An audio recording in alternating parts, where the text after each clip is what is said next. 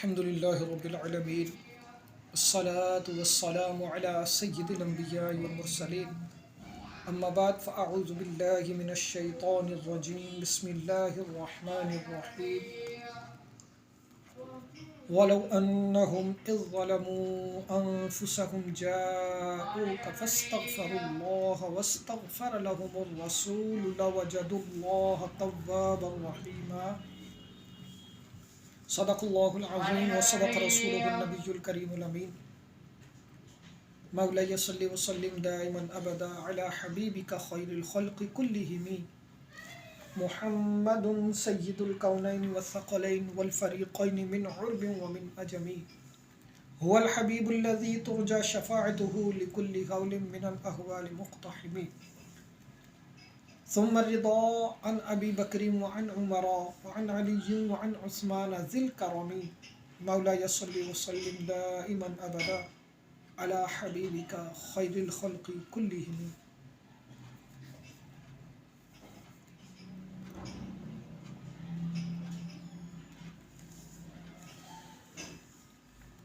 قیامت کے دن کسی مسلمان کی نیکیاں میزان میں ہلکی ہوں گی تو گناہ گاروں کی شفاعت فرمانے والے پیارے آقا کریم صلی اللہ تعالیٰ علیہ وسلم ایک پرچہ اپنے پاس سے نکالیں گے اور اس کے ترازو میں رکھ دیں گے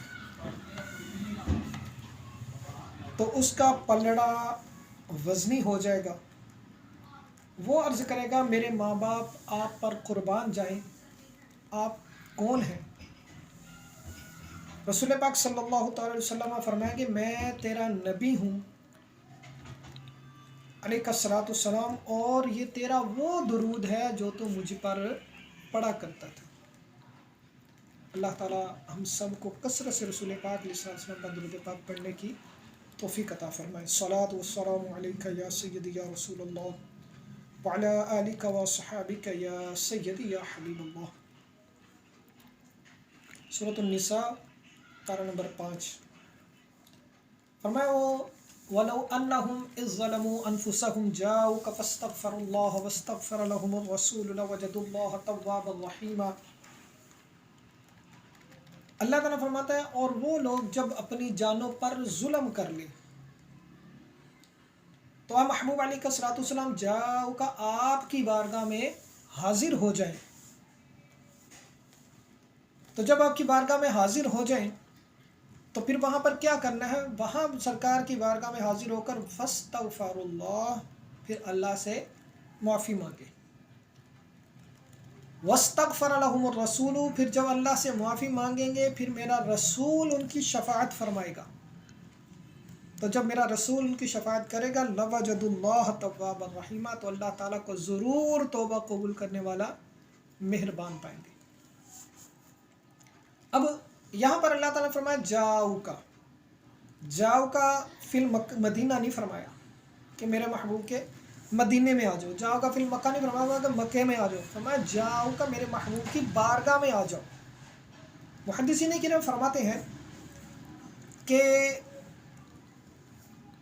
جہاں بھی بندہ بیٹھا ہو، اپنے گھر میں ہو، کسی مسجد میں ہو، رسول پاک علیہ الصلوۃ والسلام کی بارگاہ کی تصور کر لے تو وہی سرکار کی بارگاہ ہے. اور رسول پاک علیہ الصلوۃ والسلام کی بارگاہ میں عرض کرے گے یا رسول اللہ بڑے اپنی جانوں پر ظلم کر لیے ہیں، بڑے گناہ کر لیے ہیں، حضور جاؤ کا کو گواہ بنا کریں. جیسے میرے اعلیٰ حضرت رضی اللہ تعالیٰ فرماتے ہیں مجرم بلائے آئے ہیں جاؤ کا ہے گواہ. مجرم یا رسول اللہ علیہ وسلم مجرم خود نہیں آئے، ہمیں بلایا گیا، ہمیں کسی نے بھیجا ہے، ہم اس کو جاؤ کا کو گواہ لے کر آئے ہیں.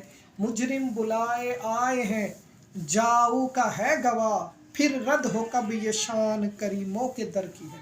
یہ وہ بارگاہ ہے کہ جہاں پر جیسا بھی گناہ گار آ جائے، جیسا بھی سائل آ جائے، اس کو کبھی رد نہیں کیا جاتا، اس کو کبھی انکار نہیں کیا جاتا. الحمدللہ آج ہم اپنے سبق میں مدینہ پاک کی برکتیں اور جو رحمتیں ہیں جو اللہ تعالیٰ نے اس میں برکتیں رکھی ہوئی ہیں اس موضوع پہ انشاءاللہ بات کریں گے.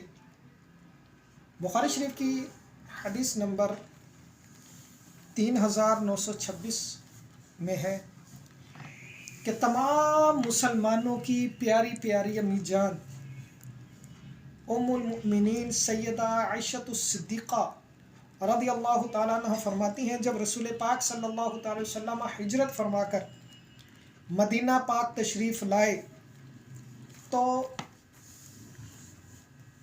حضرت ابوبکر صدیق رضی اللہ تعالی عنہ اور مؤذن رسول صلی اللہ تعالی وسلم حضرت بلال رضی اللہ تعالیٰ عنہ کو بخار ہو گیا۔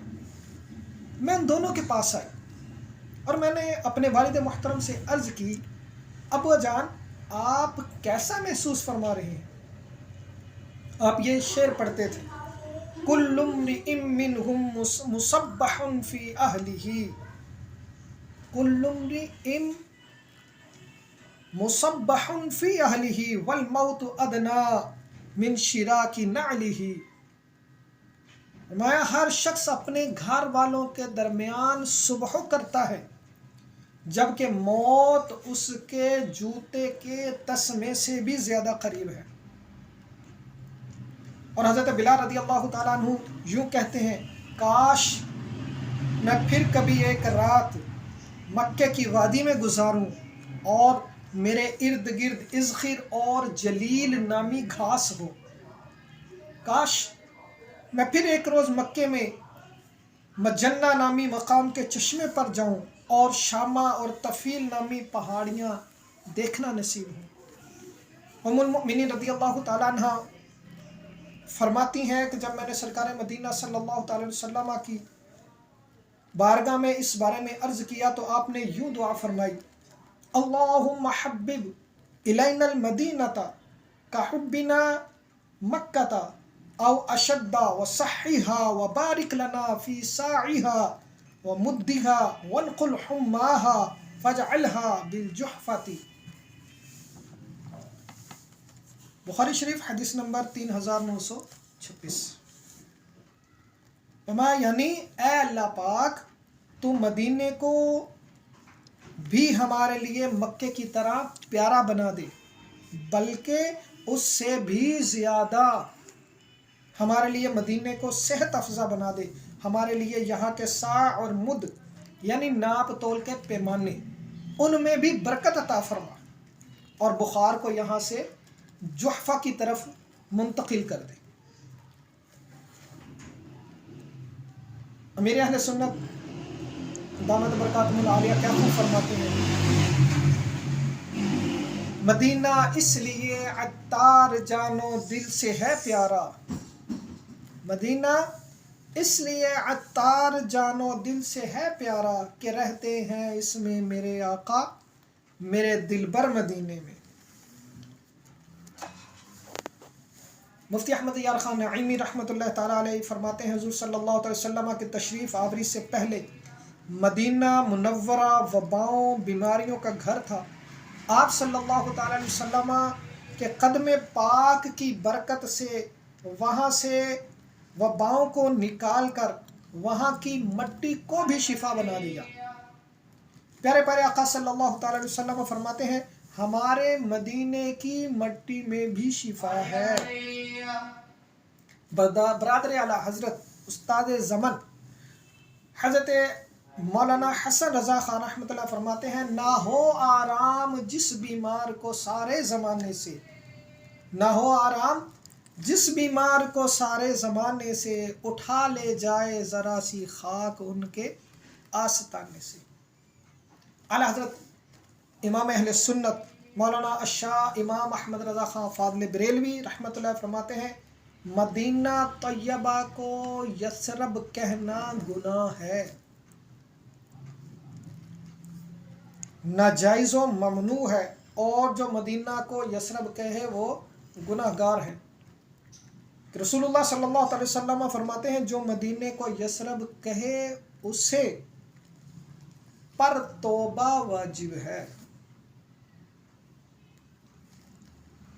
مدینہ توبہ ہے، مدینہ توبہ ہے۔ علامہ مناوی رحمۃ اللہ تعالیٰ فرماتے ہیں، اس حدیث سے معلوم ہوا کہ مدینہ طیبہ کا یثرب نام رکھنا حرام ہے۔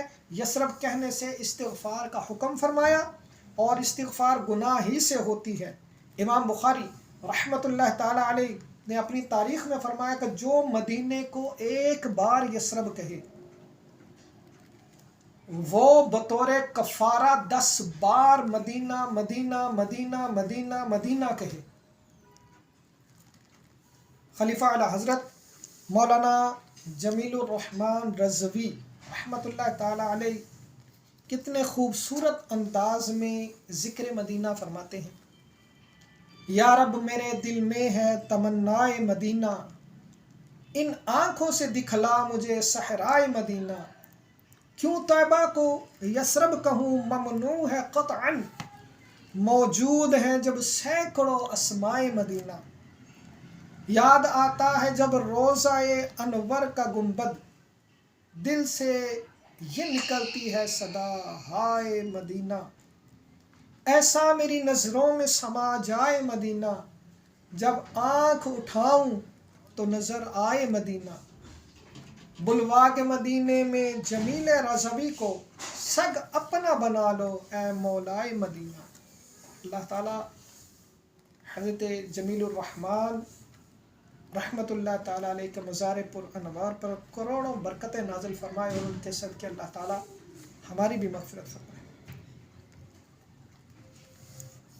حضرت بی بی ام طارق رضی اللہ تعالیٰ عنہ فرماتی ہیں کہ اللہ پاک کے پیارے نبی صلی اللہ تعالیٰ علیہ وسلم حضرت سعد رضی اللہ تعالیٰ عنہ کے ہاں تشریف لائے اور گھر میں داخل ہونے کی اجازت طلب فرمائی، سلام کیا، حضرت سعد رضی اللہ تعالیٰ عنہ خاموش رہے، دوبارہ پھر رسول پاک علیہ الصلوۃ والسلام نے سلام کیا، حضرت سعد رضی اللہ تعالیٰ عنہ پھر خاموش رہے، رسول پاک علیہ الصلوۃ والسلام نے تیسری مرتبہ پھر سلام کیا تو حضرت سعد رضی اللہ تعالیٰ عنہ خاموش رہے، تو نبی پاک صلی اللہ علیہ وسلم تشریف لے جانے لگے، تو حضرت سعد رضی اللہ تعالیٰ نے مجھے بھیجا اور فرمایا مجھے فرمایا کہ رسول پاک علیہ الصلوۃ والسلام کو جواب دینے سے کسی چیز نے مجھے نہیں روکا، بلکہ میں یہ چاہتا تھا کہ آپ صلی اللہ علیہ وسلم ہم پر اور سلامتی کی دعا فرمائیں۔ سلام کا مطلب یہی ہے نا کہ تم پر سلامتی ہو، میں یہ چاہتا تھا کہ رسول پاک علیہ الصلوۃ والسلام میرے لیے اور سلامتی کی دعا فرمائیں۔ تو حضرت بی بی طارق رضی اللہ تعالیٰ عنہ فرماتی ہیں اتنے میں نے دروازے پر آواز سنی، کوئی اندر آنے کی اجازت مانگ رہا ہے، لیکن نظر نہیں آ رہا۔ اللہ پاک کی عطا سے غیب کی خبریں بتانے والے نبی صلی اللہ تعالی وسلم نے ارشاد فرمایا تو کون ہے؟ اس نے عرض کیا میں ام ملدم ہوں، یہ بخار کی کنیت ہے۔ حضور صلی اللہ علیہ وسلم ارشاد فرمایا تمہیں کوئی خوش آمدید نہیں، تم قبا والوں کی طرف چلے جاؤ۔ اس نے عرض کی جی ٹھیک، پھر وہ ان کی طرف چلا گیا۔ ایک روایت میں ہے کہ جب آپ صلی اللہ علیہ وسلم نے اس سے پوچھا تو کون ہے تو اس نے عرض کیا میں بخار ہوں، گوشت کھاتا ہوں اور خون پیتا ہوں۔ یہ بخار قبا والوں پر 6 دن اور 6 راتیں رہا۔ ان حضرات نے اللہ پاک کے رحمت والے نبی صلی اللہ علیہ وسلم کی خدمت میں بخار کے بارے میں عرض کیا، اور ان کا حال یہ تھا کہ ان کے چہرے زرد پڑے ہوئے تھے، پیلے ہو چکے تھے۔ اب صلی اللہ علیہ وسلم فرمایا اگر تم چاہو تو میں تمہارے لیے اللہ پاک سے دعا کروں کہ وہ اسے تم سے دور فرما دے، اور اگر تم چاہو تو اسے رہنے دو، یہ تمہارے بقیہ گناہوں کو بھی جھاڑ دے گا۔ تو انہوں نے عرض کیا یا رسول اللہ صلی اللہ تعالیٰ علیہ وسلم پھر اسے رہنے دیجئے، غم زدوں کے غم دور کرنے والے خوش اخلاق آقا کریم صلی اللہ تعالیٰ علیہ وسلم قبا والوں کی عرض کرنے پر ایک ایک کے گھر تشریف لے گئے۔ آپ ان کے گھر میں داخل ہوتے اور ان کے لیے عافیت کی دعا فرماتے۔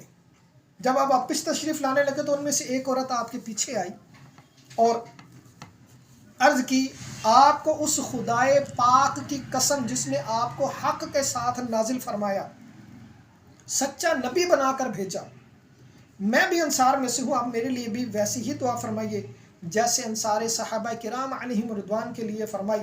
آپ صلی اللہ علیہ وسلم شاید فرمایا اگر چاہو تو میں تمہارے لیے دعا کروں کہ اللہ پاک تمہیں عافیت عطا فرمائے، اگر چاہو تو صبر کرو تمہارے لیے جنت ہے۔ اس پر انہوں نے عرض کی میں صبر کرتی ہوں اور میں جنت پر کسی شے کو ترجیح نہیں دیتی۔ الادب المفرد حدیث نمبر 502۔ اللہ رب العزت کی ان سب پر رحمت ہو اور ان کے صدقے اللہ تعالی ہماری بخشش فرمائے۔ میرے اعلیٰ حضرت رضی اللہ تعالی عنہ کیا خوب فرماتے ہیں، اجابت کا صحرا عنایت کا جوڑا، اجابت کا صحرا عنایت کا جوڑا، دلہن بن کے نکلی دعائے محمد، اجابت نے جھک کر گلے سے لگایا بڑی ناز سے جب دعائے محمد۔ عاشقان رسول صلی اللہ علیہ وسلم، اللہ پاک نے ہمارے غوث اعظم حضرت شیخ سید عبد القادر جیلانی رضی اللہ تعالیٰ عنہ کو بے شمار کمالات سے نوازا ہے۔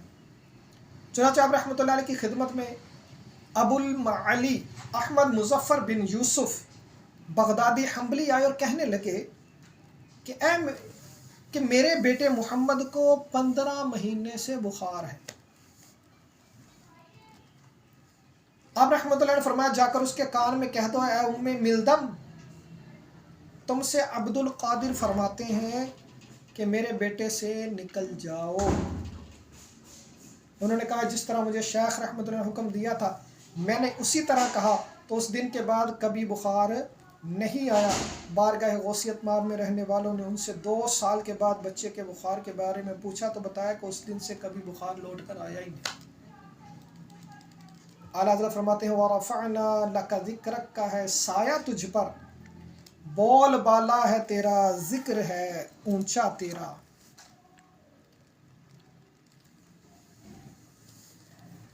پیارے پیارے بھائیوں، مصطفیٰ جان رحمت صلی اللہ علیہ وسلم نے فرمایا جب حضرت جبرائیل علیہ السلام میرے پاس بخار اور طاعون کو لے کر آئے، میں نے بخار مدینے میں روک لیا اور طاعون کو شام کی طرف بھیج دیا، لہٰذا طاعون میری امت کے لیے شہادت اور کافر پر عذاب ہے۔